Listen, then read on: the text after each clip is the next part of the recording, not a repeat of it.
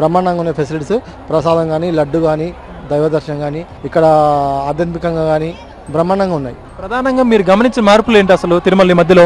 లడ్డు, అన్నప్రసాదం, queue line దర్శనం, జవాబీతనం అంటే మనం అడిగితే రెస్పాన్స్గా జవాబు ఇవ్వడం, అలాంటి మార్పులు చాలా జరిగాయి. అలా గత ప్రభుత్వంలో అసలు ఇది మొత్తం క్రైస్తవ మతంలో మారిపోతాని భయపడేవాళ్ళం.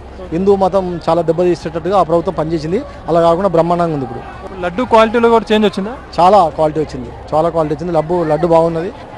ఎలాంటి అంటే నాణ్యత చాలా బాగున్నది. ఇప్పుడు కొంతమంది అంటున్నారు తిరుమల ఇప్పుడు ఈ ప్రభుత్వం వచ్చాక కానీ ఇప్పుడు ఈ మధ్య మెయింటెన్స్ బాగోట్లేదు, అసలు ఎవరు పట్టించుకోవట్లేదు, భ్రష్టు పట్టిస్తున్నారు అంటున్నారు. దాని గురించి అంటారు.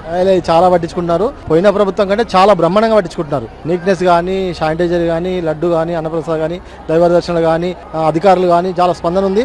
బాగా పట్టించుకుంటున్నారు, బాగా చేస్తున్నారు. తెలుగుదేశం ప్రభుత్వమే బాగా చేసింది. ఇలానే చేయాలని కోరుకుంటున్నాను. చంద్రబాబు నాయుడు గారికి ధన్యవాదాలు.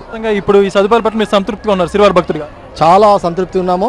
ముందుగా ఇలానే కొనసాగాలని కోరుకుంటున్నాము. మళ్ళీ ఇలాంటి ఫెసిలిటీని దెబ్బతినకుండా ఉండాలంటే ఇలాంటి ప్రభుత్వం ఉండాలని కోరుకుంటున్నాం. కొంతమంది గోవుల గురించి కూడా మాట్లాడుతున్నారండి, గోవులు చనిపోయాయని చెప్పి. దాని గురించి ఉంటారు. గోవులు చనిపోయినంటే అదే ఇక్కడ ఎంత దూరంలో ఆ గోవుల గురించి చనిపోతే ఊకునే వాళ్ళు కారు. చూడండి చేయండి మాట్లాడడం పద్ధతి కాదు అది. అంటే గోవులు చనిపోతే ఎవరు కూడా ఊరుకోరు.